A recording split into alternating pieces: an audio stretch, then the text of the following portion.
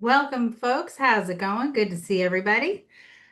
Excellent, excellent. So I'm Dr. Emily. I know at least those in the room right now know me, which is awesome. It's a really small room today, which I'm super excited about. So we will be able to go deep on diving into your unique business and your unique vision, which is super cool. So just out of curiosity, are you guys able to share where you're calling in from? So I'm from Northern New Jersey outside of New York City. Because I don't know if you've met before, so if you can drop in the chat, that'd be awesome. I'm looking forward to it. And if you know what business you wanted to focus on today, that would be really helpful as well. But yeah, drop in the chat. You can unmute, whatever works.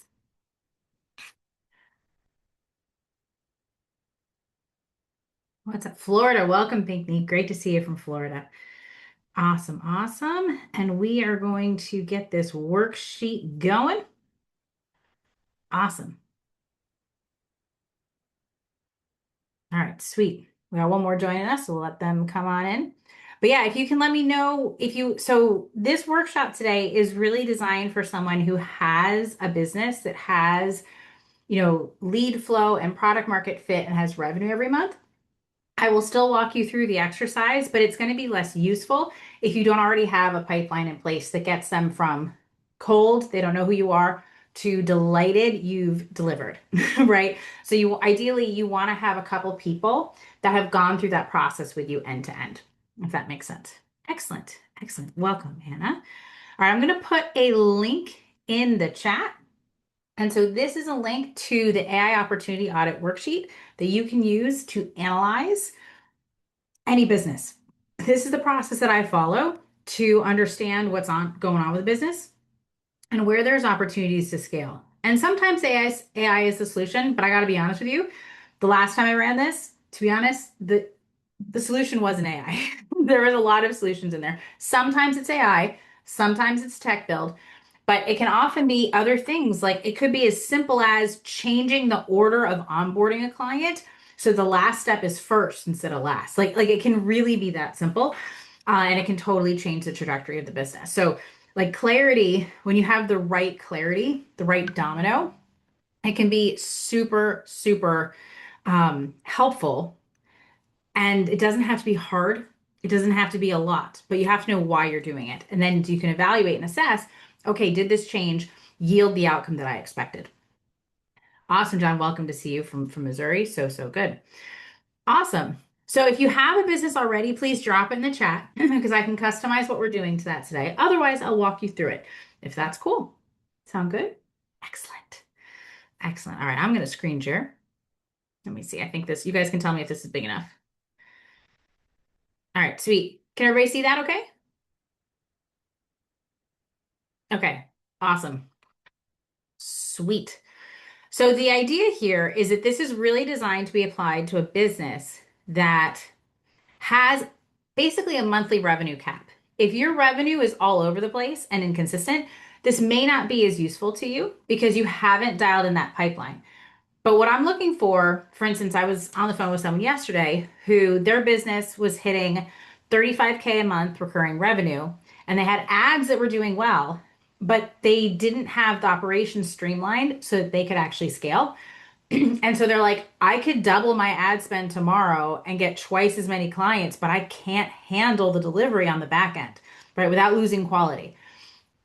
And so that's like the place that this is really designed for. It's like, okay, the business is running, you have regular recurring revenue, you have a proven offer, a proven pipeline, you have product market fit, but you are hitting a ceiling, a revenue ceiling, because for some reason there's some aspect that isn't able to move forward in some way, right? And it could be in lead flow, right? It could be in lead flow, although that's usually not as AI heavy. It could also be in delivery. It could be in a missing offer, like a continuity offer. The easiest sell is to sell to people that you've already sold to, right? And so all of those three things we'll look at today and what that can look like. Awesome. Awesome. Awesome. So the way I look at this is the 5 Bs. And to be honest, this is really the business opportunity audit. I've put AI in here because it allows us to think bigger about the solutions that we can solve, but it's not necessarily the solution. In fact, when I analyzed businesses in the past week following this framework, AI was only a solution like once, right? It was often even simpler than that. Things that are available to the business owner right now, right away, they just didn't see it, right? They just didn't see it. So the idea is that we start with the barrier. Like, what does the business owner think? Like, why can't you scale right now? That's the first step. And then the bottleneck, right? Where's the specific choke point where you're like, I can't go beyond that.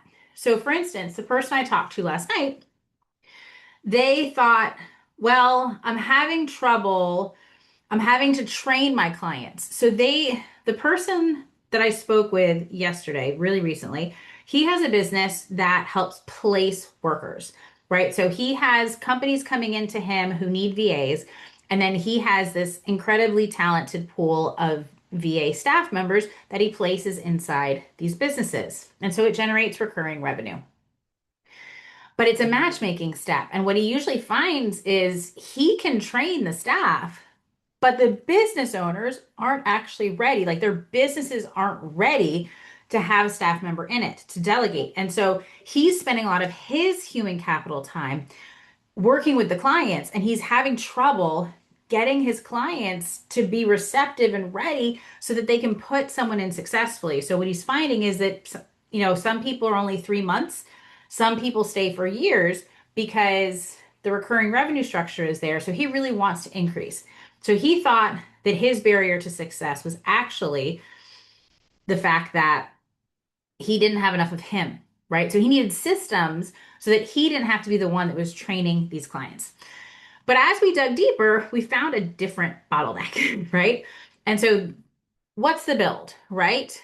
What build breaks it? And it could be an AI asset, but it doesn't have to, right? It doesn't have to. And the breakthrough is then install it and run. And the bottom line is to watch the profit compound. And the idea is that this process, you should be able to identify how to 2x your business in the next quarter and 10x it in the next year. Okay, so both of those things. So what we're going to cover today is helping you analyze the barrier, the bottleneck, and the build, right? If you have a business, awesome, use it. If you, right? And or think of one, right? Or think of one, you can always ask AI, right, to give you an example one so you can kind of go through this process and analyze it. So we want to really understand your business clearly, right? The client journey for any business is they go from they don't know who you are, they're cold, to closed, they've made some kind of a conversion event, they've purchased something, you deliver, and they're delighted. This is the flow every time. So we want to look for ways to remove bottlenecks and increase volume on all sides of this. Cold to close, like how do we get the strangers in the door? Closed to delivered, right? So that you deliver on what you sold with operations and fulfillment, as well as when they're going from delivered to delighted, where have retention, right? And also testimonials and word of mouth. We want to create raving fans that help organically grow our business because likely the people that you serve that are delighted may have other friends with similar problems that also would like to be delighted and become your customers, right? So your bottleneck, wherever it is going to exist somewhere in one of these three places. Either it's, increasing revenue, increasing lead flow and sales and working with marketing, fine tuning that, or it's reducing operational overhead, or it's adding in some kind of a continuity and growth structure, right? So the way this works is we want to take a minute and think through 10xing your business. I call it a thought experiment because a lot of operators, when they first hear this, they're like, oh my God, 10xing my business? like it's overwhelming just to think about it because there's so much that goes into that 10xing, right? Can their ad spend hold it? If they are using organic outreach, can they hire enough organic, help and support to actually scale that, right? Is it scalable? Then there's the operations. If there's anything done by hand, that means scaling staff, that means training them. It might mean new systems for the founder if there's systems in place that absolutely depend on the founder and the owner, right? So there's a lot of different ways that this can come up. And so the first thing we want to do is to really feel into 10xing our business, right? And what does that feel like? Because if it feels scary or you feel fear, it won't happen. So we have to build the systems first because otherwise the founder and the owner will have fear over what that next step looks like. So you have to sit with that first before you do any math, right? If it's excitement, awesome, list it. If it's dread, don't worry about it. That's totally normal. Or it could be ambivalent, like, oh, I'm excited by the numbers of like what that revenue looks like, but I'm hesitant because, oh my gosh, I understand what would happen with the delivery, right? And like how challenging that can be, right? If you, when you actually put a number to it of how many new clients that would be. So I remember I was speaking, I'll use the example of the VA matchmaker, right, last night. And he was like, okay, I have about like 250 on people, right? I'd have to scale to like 250 to 300 placements, right? He was at like 25 to 30 right now or something like that. And so he had to like scale hugely. He was going to increase his prices, but also, right, he'd have to really significantly scale how many people he adds to how many clients he adds to his bottom line each month. And so his expenses were good. His margins, I think, were 60%, which is very good, right? Baseline is like 50%, and the better you can get, right, the better you can do. But the expenses would change a little bit. But really, what he was finding, what emerged, right? So, and he has the recurring revenue built in. So as soon as he increases his revenue, most of his clients are staying on for like months and months and months to years. It's a monthly recurring revenue model. And so that was great. So as soon as he increases, he can increase 10x and then he doesn't have to do anything else. He just keeps collecting, right? Right. That's really, really great. But what we found and what emerged is that there were there were really two kinds of buyers coming in because so he said my Facebook ads are working well. I can 2x them tomorrow. But then we dug a little bit deeper and he's like, "Well, I can scale my Facebook ads, but they're not bringing in my ideal client right now. My ideal client is ready for a VA, has systems in place to delegate, and has clear SOPs. But that's only a fraction of the clients he actually gets. Those are the clients that stay forever. So he knows that the pivot for him is to help educate and work with all of the clients that have never hired someone successfully before, that have no SOPs. Sometimes they're hiring people for things they don't even know how to do yet, right? So he's now trying to help educate and train the client business to make sure they're ready.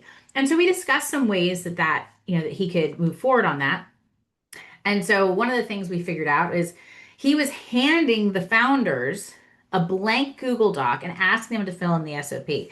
Has anyone ever tried to fill in a blank Google Doc template before? Is that fun? Do we get blank page syndrome like, oh my gosh, I have to do this? Or do we go the other way? Right? Very normal. And so I was like, can you use AI to at least give them a starting point? Right? Because you're the expert, you have data on their website and about their business. Can you create it for them and just hand it to them for review? Right. So it's like it's more a guided process. He's like, yeah, but for that level of detail, I would probably need to charge a setup fee. And I was like, well, I have seen situations where people charge a few $1,000s for a well-trained VA. So you can use that as a training fee. And he's like, yeah, I guess I could do that just for the people that weren't ready. And I said, no, do it for everybody. And you don't do as much work for the people that are your dream clients, right? But you collect the money from everybody. So literally, we just like provided this huge win. Like, I can't remember what the client number was, but he was looking to add 20 to 30 new clients a month. Well, multiply that by $5,000. He's doing 35K months, which is wonderful. But what if he had a few hundred grand like paydays in the midst of that? So pretty cool win. And that's how simple it can be, right? He could literally, right, 2x his revenue over the next quarter. And following that model, he'd probably get pretty close to 10xing his business in the next year because once you start investing, you compound. The trick is that you can reach a limit to what your client acquisition channel can support. So, like if someone comes to me and they say, hey, I'm running ads, but once I hit this certain level, adding more money to my ads doesn't give me more sales. I've lived through this. I've lived through this overspending and trying to throw money at the problem, but like literally you've hit the saturation point, which is really frustrating. So like if someone comes to me there, that's a different challenge. That's, ooh, we got to go build another client acquisition channel. We need another pipeline, right? That is a much bigger challenge. And ideally, you want to take that step before your first one runs out. because having a business that goes from lots of revenue to no revenue is a much bigger challenge than having your channel not working as well and building out a new one behind it, right? That you're going to be in motion. It's going to be a lot easier to recover. And so the final step of this exercise is to think about this 10x increase, right? The new monthly revenue. How does it make you feel? Hopefully excited. If it is, you're in the right place as an entrepreneur. How many clients that would be? If that still makes you feel tight, maybe heavy, then there's some other work that we need to do first to clean up your business so that it feels light and easy. Because until it feels light and easy, you're not going to scale, right? You're not going to scale. All right. Excellent. And so we can continue to dive into this process, right? Like, where do you see the 10x breaking, right? What's going to happen to sales? What's going to happen to delivery? What's going to happen with retention and the delight that customers have, right? And these are all steps that you'd want to go through as part of this process and make sure that you're not leaving anything out. And this is the same analysis I do on any business. And I did on my own, right? When my expenses were much too high and I had to severely restrict them so that they actually would be successful. Any questions about that so far? I'm going to bring the chat up, but if you have any thoughts or any specific businesses that you'd like to dive into, happy to chat more. Otherwise, I'll keep going. My concern is, let me turn this back on. I rarely have this on, but I saw your email. Okay. But anyway, my concern is like when I was doing the project, and I was working with my search app, and Mhm. then I learned more about what's entail of getting it to go. Um, I just kind of figured this season, because of the cost, um, that there's got to be some other things that maybe I can build another app and that has a pathway that's not as costly. And Hmm. then if I can get that going, then maybe I can use some of that to get this my first app up and Right. going. It's the service fees and stuff that's put it on hold. Yeah. Um but the one hiccup with this is I don't know what to do. I don't know what to create. I don't have, the ideal. So it's back to brainstorming for me. Yeah, no, for sure. And I know you're a developer, and so you have a lot of skills here that you can use to leverage. And so I'd really recommend focusing on what your unique genius zone is. And I love that idea of bootstrapping your big build by building something smaller and lighter. And I do urge anyone who's considering building out a new pipeline for their business to think about selling it first. We call that evergreen selling. There's two flavors of evergreen selling. One is you sell all the time on autopilot. One is you pre-sell before you build, right? And so pre-selling before you build looks like validating your offer. So let's say you have an idea for a SaaS and maybe you want it to be $20 a month. That is not worth your human capital to deliver, but you need the data and you need a client. And so what I would recommend is because you're a developer, Anna, you can build anything. I would work on what can you sell, right? But like optimize for selling something. Have someone say yes for the price point you're looking for and then just give it to them manually and build out the AI and the tool behind it. So that's another way that you can go about this. Excellent. Okay. Excellent. Awesome. Cool. I can't wait to see. So, in general, in a business, there are three ways that we can increase profit. It's not just AI, it's really anything, right? We can make more money, increase the revenue. We can keep more of the money, so decrease expenses on delivery and fulfillment. And we can compound the money. We can grow the lifetime value of each client through retention, continuity offers, referrals. So each client is worth more over time. So I typically find that some businesses are not compounding the money. I know I wasn't, right? I hit a limit with my acquisition channel. And so my only option was to pivot and start selling continuity offers, things I could sell to my previous clients. They're making more money, increasing the revenue, keeping more of the money, right? Those are also knobs that we can turn and get dialed in. So what I would do if you were analyzing your business, right, is to find the money hiding in it, right? Writing out how much do you want to make next month? And why do you think people aren't giving you the money, right?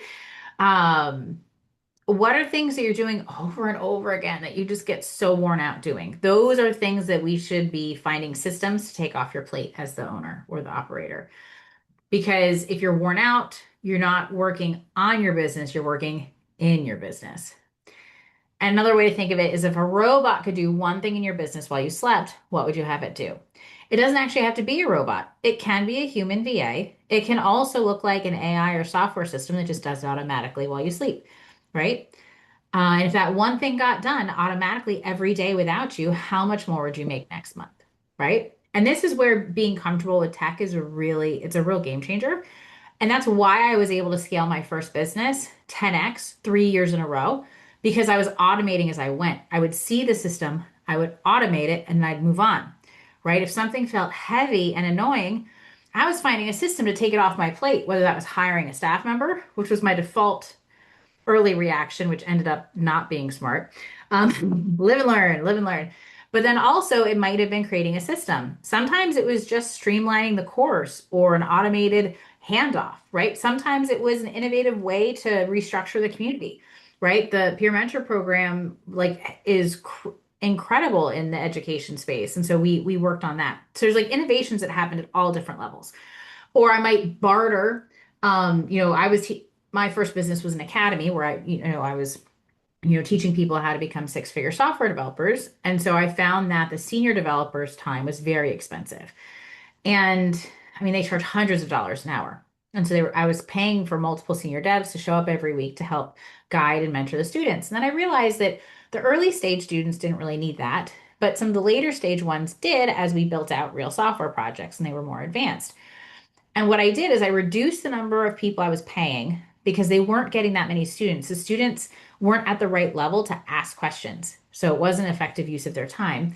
And then I also bartered with a senior dev who had a project he wanted built, and he was willing to mentor a team of interns to be able to move his project forward. So instead of paying him, right, in terms of money and revenue, I actually did a win-win where we're guiding our students as interns. He was going to run an internship project for us, and he was going to come and be available to all of our students. So it was like this huge win-win on all sides. So it doesn't always have to be money as the solution, right? There's a lot of creative ways, but the key is knowing which ones. Because building a business, there's so many pieces that go into build a business is a system, right? It's a system basically for creating value, right? And so money changes hands, but there you need all these different pieces in place for the system to work. And then once you have the system in place, you have product market fit and you have the business running in real time, now you can start to look at, okay, where can I tweak and improve? Sometimes the fastest and easiest tweaks are actually on delivery because you already know how much money is coming in. But if you can keep more of it, that's an instant win, right? Sometimes when we turn the knob on increasing the number of sales, sometimes that can lead to hidden costs that you couldn't anticipate. Because whenever you dial that knob, you have to consider, okay, am I getting the right people in or am I getting not the right people in? Like, so this is what the person I spoke with last night was having with his Facebook ads. He told me he could double his ad spend tomorrow. But then he said the quality of the clients wasn't his ideal, right? So, can you increase ad spend profitably? Yes. But if it's causing more work on delivery because they're not like the clients are not as streamlined and aligned, that becomes an issue. So, finding systems and ways to help with that. So, both sides, both sides. And so, once you've done this analysis, usually it becomes clear what the domino is. There should be, ideally, one key domino or area in the system, the business, that needs to be addressed, right? What's going to break when you grow it? And so before you try to grow it, you break this, like you fix the break first. And this should give you back more time immediately and make the thought of 10xing feel smooth and effortless. Our realistic goal is to 2x in the next quarter. If you get close to 2xing quarter over quarter, you will hit 10x by the end of the year. I'd actually 2x'd like monthly for that was I hit my first seven figures in 6 months and my second seven figures in 3 months, right? Like it was like that was really fast, right? Like you can absolutely go beyond capacity there. And so that's why it's really important to think about the process holistically and do this thought experiment seriously of like, okay, where do I go from here?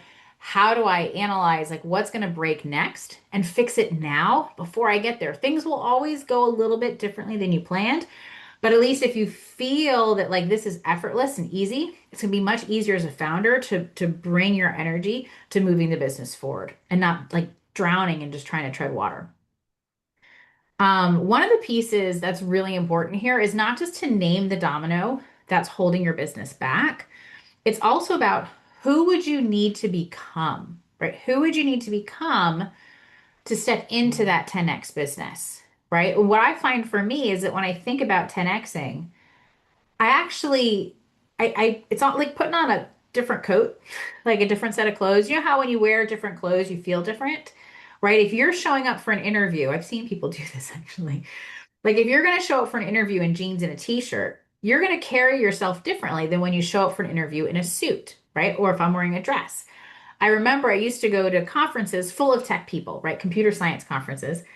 And I would always be dressed very professionally. And I would go up and I would speak and I would give my talk. There was a bunch of talks happening, and I would give a talk. And I know some of my colleagues would be very casual, right? They'd be wearing jeans, sneakers, maybe an untucked button down shirt. And they're like, yeah, I feel like if I dress nice, they're paying me too much. And I was like, oh no, no, no, no. I do not dress for the room. I dress for me because I carry myself differently when I'm wearing a t-shirt and jeans versus when I'm wearing like makeup or a necklace and a nice dress, right? Like I'm showing up as a different version of me. The same is true when you think about 10xing your business, of putting yourself in those future shoes. It's actually a technique called future pacing, which most good salespeople do naturally, right? Imagine you've 10x your business, right? If I'm selling a product to 10x your business, I want you thinking and feeling that state, that future state. It's called future pacing. Businesses and advertisers have been using this as a tool in their toolbox for centuries now, right? But you can use it for yourself about dreams and goals that you actually have. So we can use this for 10xing our business and we can think and really feel it. Like live in that moment, like drop in, like you're dropping into yourself in the middle of like a TV show, right? That is your life. And you're feeling what it feels like to be at that place. Look around and feel, how would you need to be different? Is there a different version of you showing up? So, for instance, for me, 10x growth involves, really being more specific and accountable for when I delegate activities, holding my staff accountable and being like, hey, this is what's happening, and being very clear when they're meeting the expectation and when they're not, right? Um, it just depends, right? Everybody's got different growth, but this one technique will help you get there no matter where you are, right? And then finally, this domino, this bottleneck points to the build, right? What can you implement that will help you go beyond it, right? So right now, this domino is a ceiling in the business. How do we step beyond that ceiling? How do we implement a system, a slight change, a tweak that's going to allow us to effortlessly and easily 2x our revenue this quarter with the goal of doing that quarter by quarter so we 10x for the whole year? And so if you can really be specific about what's the input, what's the work that has to happen, and what the output is, you can either implement that yourself or hand it off to your team. Or if you would like a tech team, I know some people, right, that'll help implement that for you, right? And so this is your decision moving forward if you want to build it yourself or if you want to hand it off and have it built for you. So at this point, you should have been able to identify your domino, right? You can take everything we talked about today, implement it into your own business. Or if you wanted, I'm happy to help. I do have a team on hand that is able to implement these things for businesses like yours, but that is totally up to you. I'm happy to share the link to that in the chat just in case anybody is interested. Excellent. So I'm going to pause for a second and I would love to hear, now we have some time together. I would love to hear if anyone has a business question or, something they've observed that they'd like support with. I'm happy to help.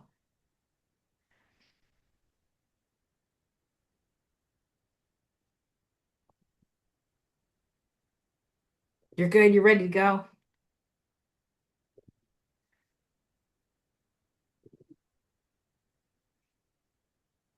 I know I allowed a lot of space, but if I don't have a business to go through, we don't, I can give you a sample business that we went through for that. And I've tried to do that as we went. I'll help for the sake of Nice. your video. Yeah, you pretty much know where I stand with the tech stack devs, which is it was kind of different. It was more like a collective, and Right. I'm probably transitioning to all that. But Yeah. I guess why don't we ask about the pipeline since that was something. Yes. Can I ask about the pipeline that you developed or how you should develop it, kind of thing beforehand? Yeah. Do you Would mean that the help pipeline for for finding sales? for Yeah, sales and buyers for any clients. business Yes. or specifically like software? Well, it's up to you. Awesome. What would you? Yeah, no, this is a great question. And in fact, this is a little bit, this question is a little bit like, what should I do when I grow up? And it's going to be different Right. for every person and it'll be different for every business. I can tell you basic strategies. Like, basically, I'm a systems thinker. I think in terms of systems, and those systems could be around people, information, and data or money, right? And so that's why, like, whether it's a classroom, it's a software project, or it's a business, right? I have these tools in my toolbox. And so I've been studying business for the past 5, 6 years. And so I've built up this set of tools from talking to other business owners and understanding, how different businesses work. So this is why this particular exercise is really designed for a business that's at what's called product market fit. Product market Yeah. fit means when you show an ad to a certain number of people, a certain number buy, right? And that number, the generic KPI that's generally accepted is 10%.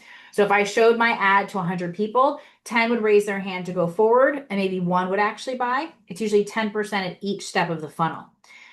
If you're doing better than that, win. If you're doing less than that, you got to work on it. So I think overall, like for my academy business, I think my overall conversion rate was only 2%.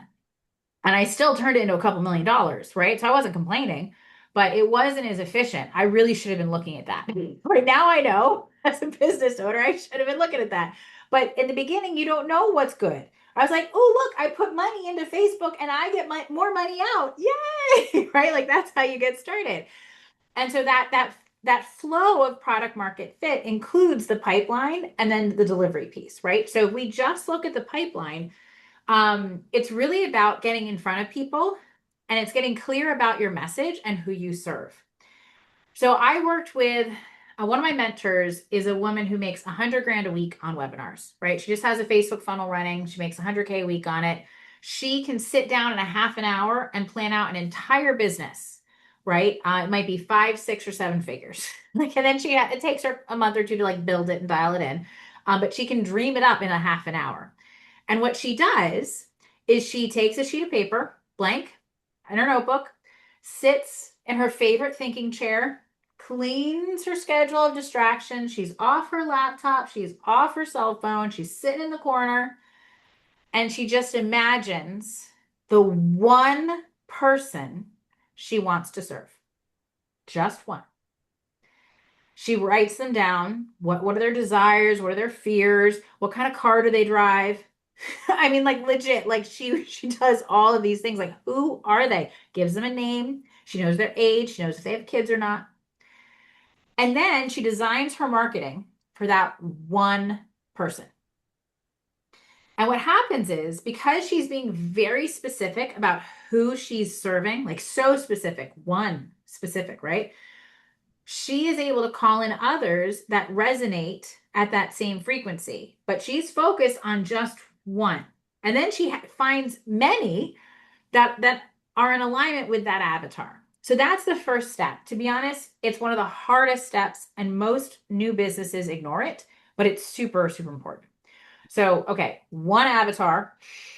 Even if you want to serve five different avatars or like 20,000 different people, you start with one because, I will share this with you because I know you're a technologist as well. And that was one of the hardest things I found to learn going from tech to business. In computer science and mathematics, the holy grail is thinking as generally as possible. How widely applicable is this theorem? How many different ways can this one function be used, right? Implement it once, used in many ways. That's the holy grail is generalization for tech. But in marketing, the holy grail is niching down to the point where I know expert internet marketers who might have like a dog training website or a dog training course they're selling, and they will create like 50 copies of their pages, one for each dog breed.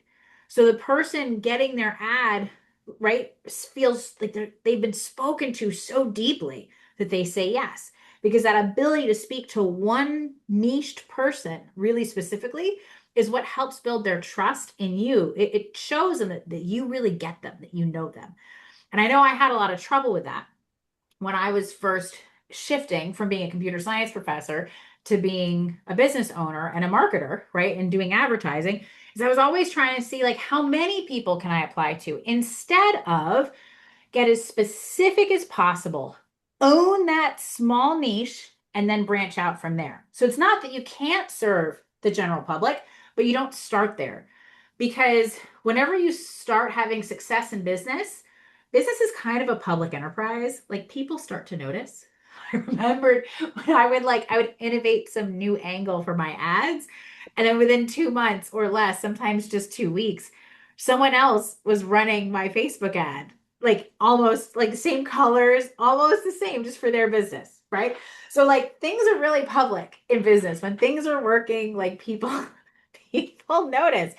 And so your protection is how niche you are in the beginning to build what's called your moat.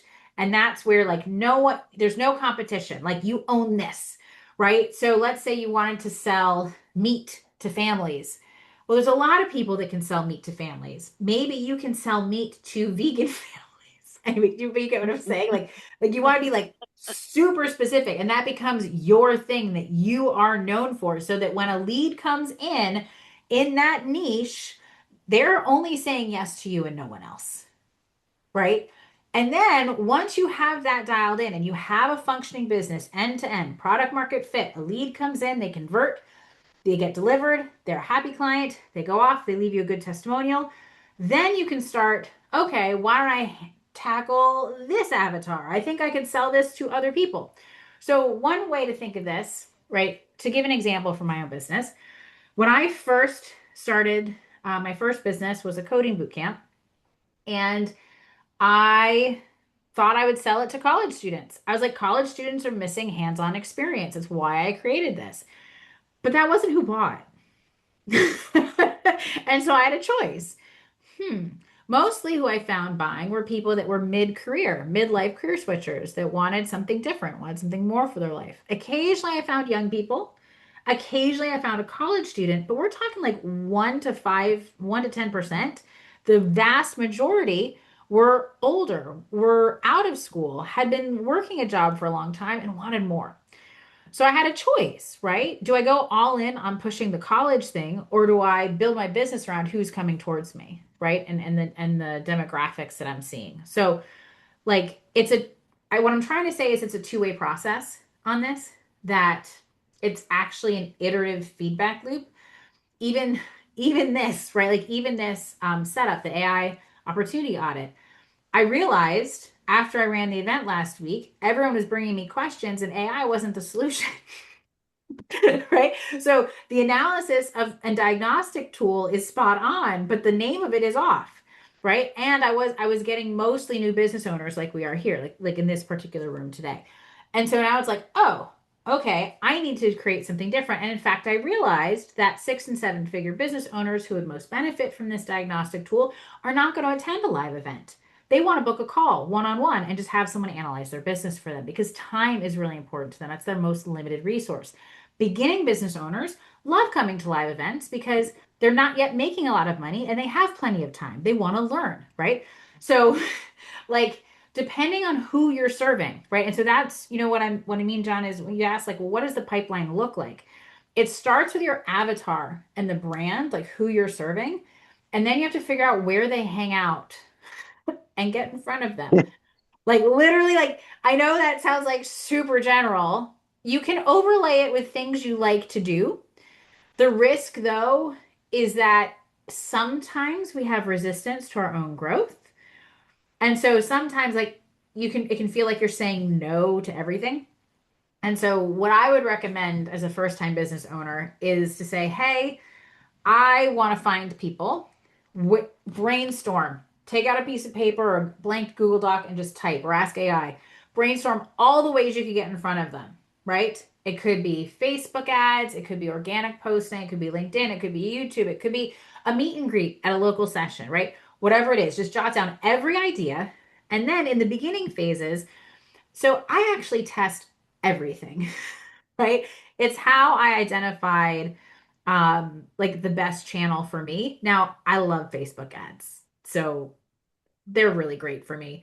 But they do cost money. You have to have a little bit of money to run Facebook ads. And if you don't know what you're doing, they can cost a lot of money. I once spent 30 grand promoting an event that didn't have any sales. That sucked. So like you can Oh, absolutely, like, normally I don't do that anymore, right? I learned my lesson. yeah. So like now I test at a much smaller level. But that's what I recommend. If you're dialing in your pipeline, you want to try all the things, but make it like set it up like a scientific experiment. You have a hypothesis. I don't know which one of these ways will get me leads.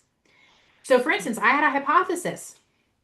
I ran this event. This was a hypothesis, right? Like this event right here.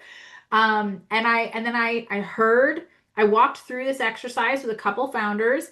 I heard the people that showed up, and that's how I had that aha. Oh, I need to be booking one-on-one calls, not live events. Duh. Okay, let me go fix this, right? So that's what I'll be doing. I'll be pivoting a little bit moving forward. And I also realized as I was walking through the business, the diagnostic with other business owners, I was like, AI was like rarely the solution. In fact, it was like switching the order of something, right? Sometimes the solutions were just like so minute and easy. They were no-brainers. And so then I realized, okay, AI is not the only thing I bring to the table. Let me reframe and pivot how I use this diagnostic tool.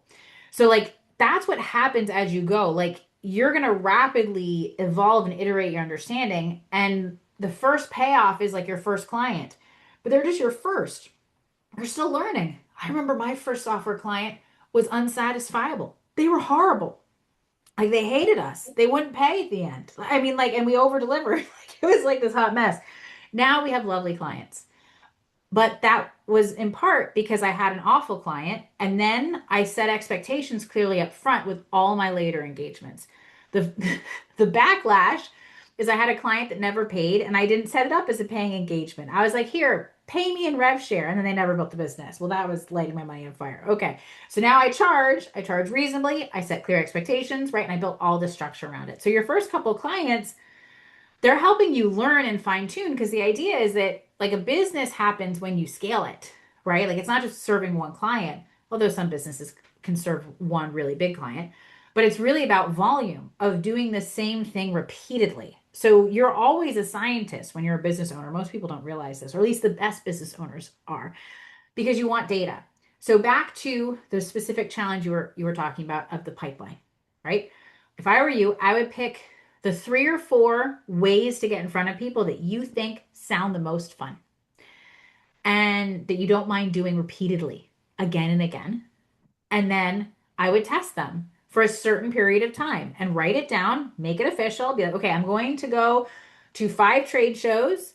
I'm going to send cold emails to this many LinkedIn contacts. I'm going to run this much money in Facebook ads. I'm going to see what happens. In the very early stages, and this is why I am not creating a course for early stage business owners other than the Vibe Coder course I have, is because there are so many variables right here. right? Because you're looking for a channel, a way to obtain clients, but you also have a message and an offer. And if any part of that isn't functioning, you don't have success. And you could have 2 out of 3 and be really close on the third, and it still looks like you don't have a business. Because literally, it can happen so fast. As soon as you have product market fit, you know it. I remember before I took off, right? I had kind of had a couple fits and starts, right? Like I did 25K and then 250K and then 2.5 million, but it didn't look like this. It was like, right? Like, like it wasn't smooth. And I remember when I had my product market fit before my $1 million run, my 7-figure run. Actually, we hit multiple 7 figures. That one was like literally I was showing up, I was getting like 1 or 2 sales a month. I was like barely covering the expenses of the business. I had thought about shutting it down, but said, let me give myself a few more months. I'll take out of my retirement. And then I was just really determined. I took my last $5,000 on my credit card and I invested in this mentor. And I was like, I'm just gonna do everything he says. And I met with him one week. I ran my event. He critiqued it. I ran it again. Third week, I followed everything he said. He's like, do this, do this, do this. I took my price from 15 grand to 2,500. Like that was huge. But I made 10K in a day doing that. Now, I wouldn't recommend cutting your price so drastically, and I did ratchet it up. So eventually it landed around 50%, um, which was okay. But there were times where I was actually paying to serve students, which wasn't a good, right? That's where you have to have all these things lined up, like the delivery and the sales. But I made 10K in a day, 20K that first week. The next month I made 70K, 150K, 200K, right? And then it fluctuated between 1 and 200K before it kind of collapsed basically because I decided I wasn't going to pay 70% of my revenue to this like sharky loan company that was giving loans to the students. And so then like everything fell apart because once you don't have revenue anymore, you don't really have a business. You just have a bunch of bills. And so um, that was really, really fast.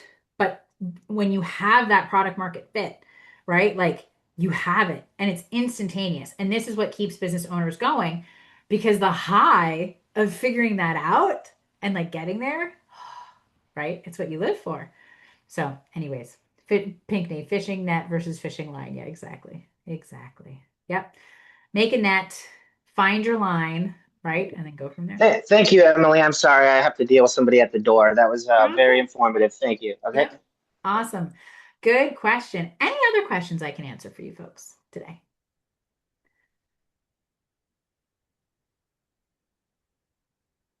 We're all good?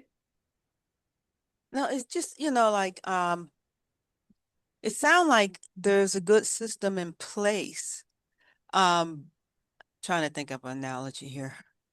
It's like, if you want to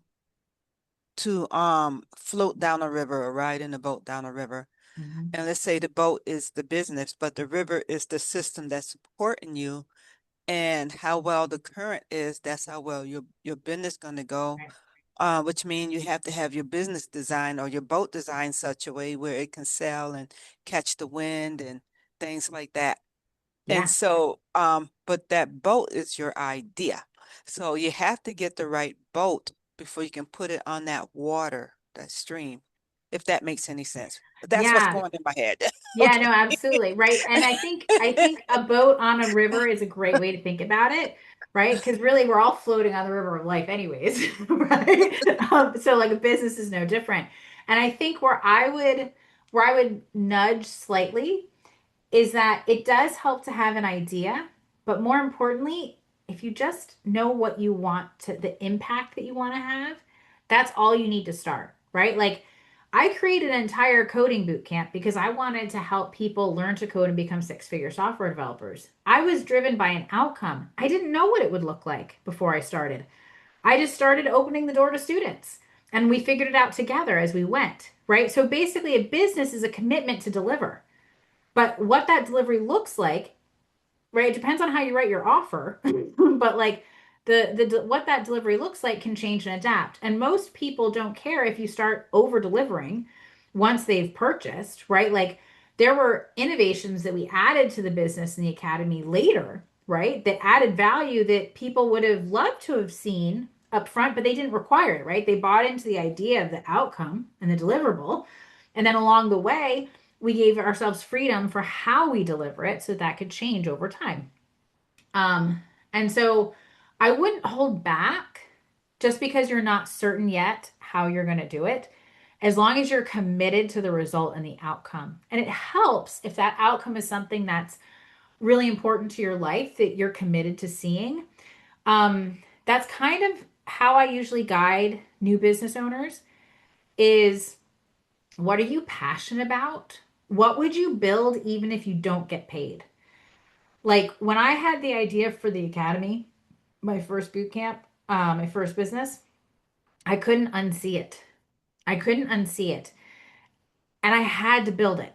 Like it was like a need. You know, if you hear about like an author like J.K. Rowling, right? She like has no money, quits her job, starts she's on welfare writing Harry Potter in a cafe, right? She had to see that book created in the world. It didn't matter if it made millions of dollars. And it's that kind of drive that as a business owner will carry you through to see the end because you are going to be challenged. Like business is an incredible vehicle for transformation and for self awareness and really reaching your next level. It's a vehicle for transformation. Um, but you will hit, challenges along the way as anything that's worth doing. And so you want that drive, like, I have to see this through, right?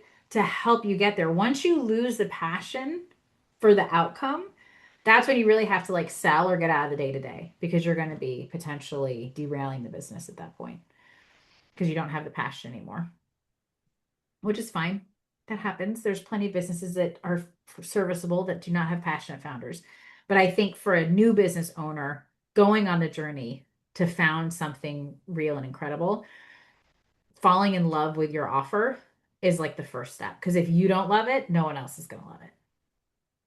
You just have to think it's awesome. But don't be afraid that like you don't have all the details worked out yet. I think it's okay. Yeah, That's it's why I just want to work for you, Emily. There you go. Working on it. Oh man, I think I just revolutionized something for our business today. We'll see. I'm still working on it. Figure it out. But yeah, no, it's super fun. So All right. yeah, working on all these fun things. But that would be my recommendation if you're new and starting out. Yeah, product market fit. That's the holy grail. And it can happen organically, it can happen gradually, right? And you just start doing. Money changes hands and you start delivering. You do whatever you can. Just, I think the other thing I would say is don't necessarily expect the business to be profitable from day one. Clamp it immediately. If you run an offer and you serve some clients and it's not profitable enough, rethink how it could be profitable or pivot because once is fine. And so, like, for example, my very first software project broke even. Some of them I paid. Like the one I did rev share, I probably paid like over 100 grand to build that software for that person who like never sold it. Look, that was a mistake. I mean, it was fine for me because I could learn because I was building an academy, and so there was like ancillary benefits to my students. Like I had to have like a project, but as a business, that was a really dumb move, and I could have cut it off earlier. I probably should have cut it off earlier and not enter into that agreement. So then that all informed the projects that I do now, which are marginally profitable, right? Some more than others. But like you have to kind of get that down. And if I wasn't seeing improvement consistently over how I delivered, I wouldn't have kept that going because you have to be like if it's okay for like one or two to not be profitable, but like you can't make a business out of that, right? You have to get the profits locked in. And so something like software building, which is that is it's so tied to the estimates, it's so tied to the team, like there's like, yeah, it is a non-trivial business if you want to have thinner margins than just saying, hey, pay us 250 grand to build the software for you. Right? Typical software project builders are like in the 50 to 250K range for professional developers. We charge between 5 to 50K typically for my organization. So like that's a much thinner margin than most other people are working with. And so it presents its own unique challenges. Yep, yep, yep. So, anyways, but yes, John, if you do find clients, I do offer a 10% referral. So you're all good. You're covered either way. Yep, absolutely. I got it. Awesome. Thank you. All Cool, right. folks. Excellent. Any other questions that I can answer for you today? So this is just for the first meeting for an audit. Yeah, this is like if you'd like to have an audit on your business, right? Like this was just like a freebie example walkthrough of it. I do one-on-one audits. I am looking for business owners that are making at least 20K a month or more in revenue to audit their business. I'm doing a couple for free just to get some testimonials and to fine-tune things. And then the audits will be $500 if I'm doing the audit versus if someone else is doing the audit. But we're going to 2x your business. So if your business is 20K a month, in the next quarter, I'm going to take it from 20K to 40K based on our hour-long conversation. So it's a pretty high value of opportunity there. Yep. Gotta get that idea. Yeah. But And if you I know like the anyone first one. that's got a business, sorry, what was that? I said I'm not gonna abandon the first one, but I want one that Yeah. won't be as costly to get me going. Smart move. Yeah. No, the original business you cooked up, I think Anna, like it had a lot of value, but it was for a big player, not for someone just getting started. Yeah. So I think that's smart. Sweet. But yeah, I would work on the sale, Anna. Like figuring out what people can pay you uniquely for, right? Your unique Yeah. genius. Yeah. Cool. Excellent. Awesome sauce, folks. I love this. I know, and product market fit is a really interesting one and building up that pipeline because eventually I realized that my products are businesses. So, that changes. That changes everything. So, but yeah, but super excited to keep sharing your wins. I think you all are on the Elevate Tech server, so please continue sharing that. And I look forward to, seeing what you create. I don't think I'm on the Elevate Tech server. Is that Okay, something I'll though that you be have? at some point, like right now, I'm still like kind of in the Academy server, but at some point, I'm gonna get everybody over to the Elevate Tech server who wants to stick around long term. Okay, cool. So I'll be because that's going to be that community is going to be like a nominal monthly or annual fee. I think I have it set to like 27 a month or a hundred like 297 a year, something like that. And then I'll be going live in there like once a month to help support people and answer questions and things like that. But until I have somebody buy, I wasn't starting it yet. Okay, okay, got it. So I haven't really advertised yet 'cause I'm still doing the inner circle once a month in the academy. So at some point in the next 6 months, I think we'll probably open that up. I do have the Vibe Coder course is out there. I know, I think Anna, because she was a tech innovator, and Pinkney, you should have access from being a tech innovator.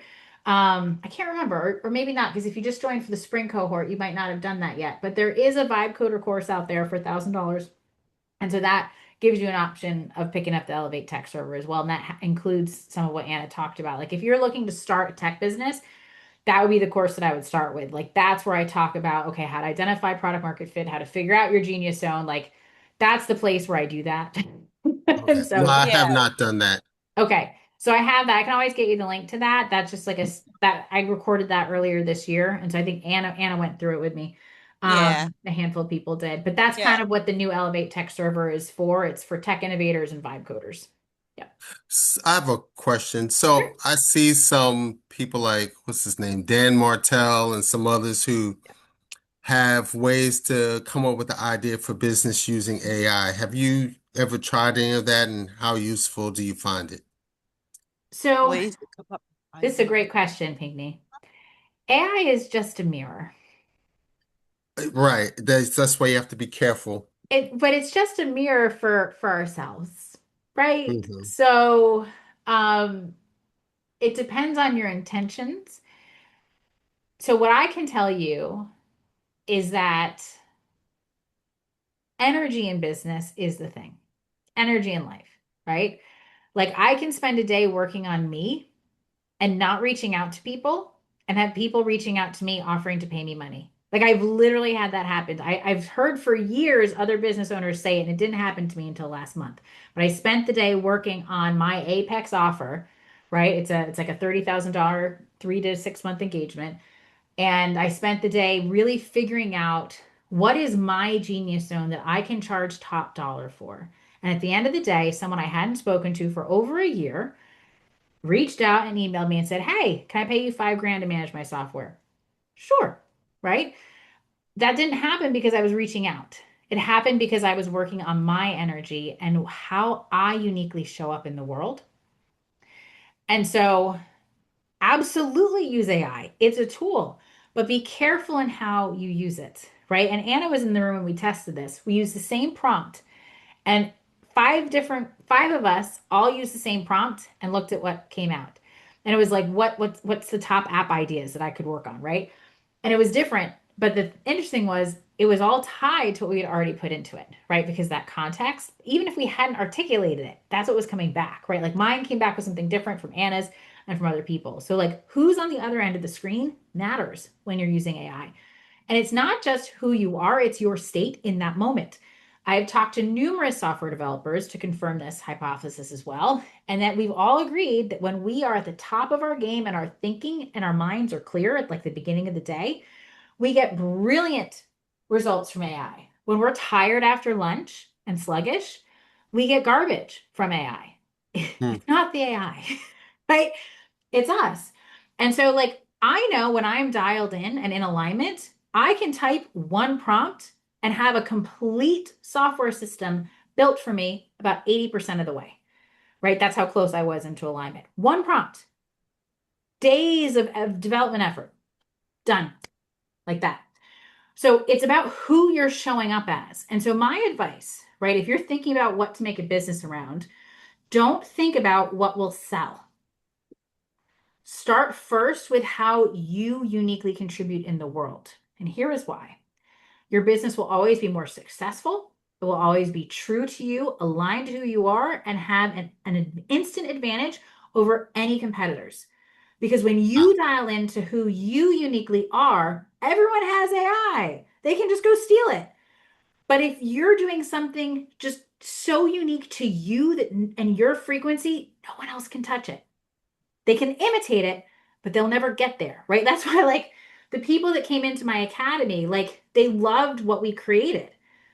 And other people could say they had an internship, but they didn't have our community. They didn't have our heart, right? They didn't have, like, it was the energy of the whole thing. It permeated everywhere. So even if on paper these other boot camps look the same, they weren't. They weren't really competition. And so that's where you want to get with your, if you're just starting out, you want to find a way to share your unique genius with the world. And that helps you build a moat where other people can't touch you. If you do Okay. something that's too generic that everyone else can do, someone else will do it behind you and may Right. take your market share, Hmm. right? Like one example I can give you from like non-tech business. I don't know if you guys have ever seen the Skechers slip-ins. Yes. Yeah. Does anyone know who created that? No. It wasn't Skechers. It was a company called Kidsix. And they were big on the internet. They had internet marketing campaign. Oh, yeah, they had like shoes. I've seen them. I think You they just step into advertise in them. Well, airplanes. how many Right. Yeah, years I did it remember take that. Skechers to build that? Two, maybe Well, three? yeah. Well, those other shoes though, they look like old man and old woman shoes. Right. So now Skechers uses their proprietary style and branding, and they just stole the Right. mechanism. Oh, there's a market for this. We'll go build it. So that is always, that's what I mean. Like business is public, man. Like, like nobody's gonna like, oh, I'm gonna wait to build my business because you're doing it first. Yeah, no, nobody's polite. Right? Like Yeah, it is like survival of fittest out there. And so you just want to make sure, like, well, how can you always survive? Right? Well, if you are doing you and you keep bringing your unique genius and frequency into the world, it will always be the most valuable thing you can do. Now, obviously, you're going to want to triangulate that with what is valuable, right? Like, yes, you can charge almost anything for anything, right? Branding is important. So, like a Rolls Royce is a car that goes from here to there. A Kia is a car that goes from here to there. Totally different price points, totally different brands, totally different buyers, right? So you do want to, at that point, once you've identified your genius, now you can think through, okay, what's the most lucrative, valuable way I can bring that genius into the world? Like for me, I realized that my genius zone is I analyze systems and I help bring order from the chaos, and I'm really good at scaling. So I like looked at things that I did. I was like, oh, in my first business, I 10x'd it to hit seven figures in under 3 years. That's kind of unique. I might actually, I might be good at that. Then I started talking to other business owners, and they agreed that the vision that I had and the insights I had were really valuable to them. I've started to learn that I have a sense for money. I can feel where it wants to go. So I don't have to look at everything in the business. I can kind of get close and I just kind of have a sixth sense about what needs to happen. That's why I was able to scale mine. To be honest, I scaled it bigger than I could handle it. Like I wasn't ready for how fast I could build out the scaling. Oops. So like but I found I'm looking at my unique genius zone. Now, I have been applying that in software, but I think it's much more lucrative to do it in business. And so now I'm building an offer around that, right? Versus I was teaching people how to become technologists. So that was one thing I learned how to do that was uniquely mine. But now I realize I have these new experiences that are even more valuable, right? I've hit the ceiling of how much I can charge to teach someone how to build in tech. And especially with AI, people are less willing to pay for it because they're like, I'm just going to use AI to do it. But okay, well, you're going to still need the seven basics or like the four pillars of how to debug, whatever, right? Like people aren't valuing that anymore. So the most highest leverage thing I can do is up the ladder, right, into business. I'm also I love singing funerals and weddings.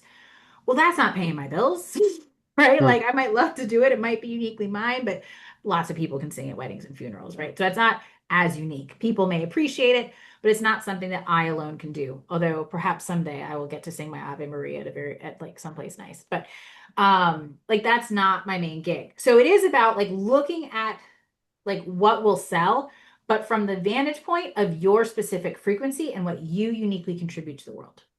Okay. So I'm very good at the gray area. Mhm. So you could have a bunch of businesses you want to put together, and I can talk to some people and look at it, and I can say, "We'll put this here, that there, that there." Good. Uh, Back when the web became a big thing, I got a job. They called it a webmaster, but it was really a project manager. Yeah. And Yep. and I basically taught the directors, all the different divisions, how to use the web, even though I was figuring it out myself. But because I was tech and their marketing, I'm still ahead of them anyway, just by reading things and Right. got them all trained and redesigned the website and other divisions within the larger company, because I was in the medical division. The Right. other ones started copying what I did. And then the Yep. standard they came out with was what I had, basically. Yep. The sincerest form of flattery, right? Right. But so you But already have something like that's wonderful data to know that that's like a genius zone for you. Not only was it successful, others, right. modeled it. And So that's basically definitely good. stole it. Yeah, no. So when But you do something because really I didn't get a well, big bonus or anything for it. So yeah, sometimes that's how yeah. you can tell that it's a genius Right. zone. Like I didn't realize I was good at advertising until I started seeing everybody stealing mine. I was like, oh, hmm. And people don't value that because they like you in one little kind of nodule, like accounting, entering numbers, doing bookkeeping or something else. Not you kind of float between stuff and pull different people together and get them to connect to make everything work. So that's the biggest problem I found with it. Yeah, no, the integration pieces. And I think Right, that can be a unique challenge, right? If your genius zone crosscuts fields, that's right, something that is true for me. And we tend to call in people as clients who are like us. So it doesn't surprise me that that may be true for others here. I always find that every student we've brought in has at least some kind of connection with how I work or think, right? Because that's why you're here. That's why it made sense. So I think integration is a little bit trickier, but it's also one of the most powerful and lucrative ways to move forward because like it's the same thing with AI now. AI can be really good at siloed things, but it's the connections and the integrations where it actually right. falls apart. And to be honest, that's what I pay for now. Like everybody's using AI, so are we in our organization. I'm really paying for testers and people that know enough to fix it when the AI doesn't get it right, Hmm. right? So, Okay. yeah, so there can be a lot of value there. So I think brainstorming ways that you can position that and really just seeking, feedback from people that might be potential clients and going from there. And eventually when someone says yes and they hand over an invoice, commerce is exchanged, then you validate your offer and you go from there. Okay. Yeah. Awesome. Great questions, folks. Excellent. Loving it. Loving it. And Pinckney, if Oh, you have project management skills, you should work on getting to the internship. We need more PMs. Okay. We can chat about it. Sounds good. Sounds good. Yeah. Excellent. I had a what you would call the PMI thing, but I had to let it go That's because fine. We don't I worry about that. okay. Because our And then version of project management is more about like kind of taking ownership for the deadlines on behalf of the client to make sure they get right. there. So Right. So, but anyway, PMI is really behind anyway. When yeah. I did the first time, because I learned at HP and I think they helped them develop the standard initially. And I've always seen now they're doing what I was doing 15, 20 years ago. Yeah. No, I don't value certifications Hmm. because again, somebody is saying this is what you should learn. I value what works. Right. Well, So PMI claims, they actually are measuring experience you've already gained and yeah. making sure you understand the lingo of the standard. So to Mhm. facilitate communication, which makes sense. But a lot of people don't see it that way. They think if you were certified as a PMP a month ago, you just became a project manager. And I've had to explain a number of times, no, it means I've already had it. They're validating. Most certs work the way you're saying. This is, yeah, it's confirming you have in fact had the years of experience, but they Yeah. still don't believe it because Yeah. No, we just I, do, we base it on what's mhm, on work. And to be honest, or what works, the system we use to help mhm, interns get like basically we've hired our staff exclusively from our interns, right, from our junior okay, devs. And so we have a way of just kind of the resume doesn't matter anymore because your body of work becomes your right, application, right? And so we just as we expand, we just invite people all if they right. want to join us. So Well, if you are looking for someone, send me a text with absolutely. Well, we we whatever. we wait till everybody's at junior dev, and that's who we pull from. So that's what I'm saying. Get on the Okay. internship, become a junior dev, and if you want, you can do the internship on project management or as a developer. But if you are open to project management, we do have a fast track for that path because you don't have to do all of the web stuff. Yeah, I probably would still do the dev Yeah, because you that's fine. can't really manage projects, especially tech people, if you don't understand the tech. When I Yep. was managing the web stuff, I did the Oracle DBA training because they were talking, I could tell they were talking crazy to me, but I didn't know why. So I spent that 7,000, well, had my boss spend it and learn. So then they couldn't talk Yep. circles around me. Yep, exactly. Cool. Well, All excellent. right. I love it. So yeah, keep up the great work, All Pinkney. right. I agree 100%. And yeah, I'd love to see both you guys moving forward, junior dev status. Let's get moving and rock and I rolling. have All a right. question, and Yeah. this is kind of like another topic a little. And the question is, was the inner circle recorded from yesterday? I No, went I, out. I haven't been recording those just so people feel free to talk and share openly. Ah, Yeah. okay. I All think right. there was some discrepancy on the calendar. Like it was showing up somewhere as two, but not on my calendar. I had moved it to one. So I don't know.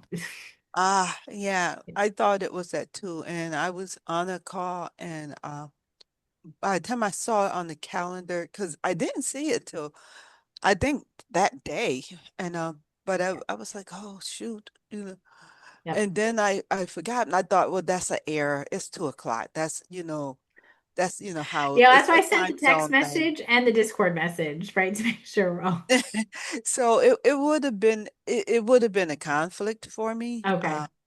But I just wanted to see if I don't know if this gentleman is in inner circle, but I just wanted to know if there's any key information that I missed out on.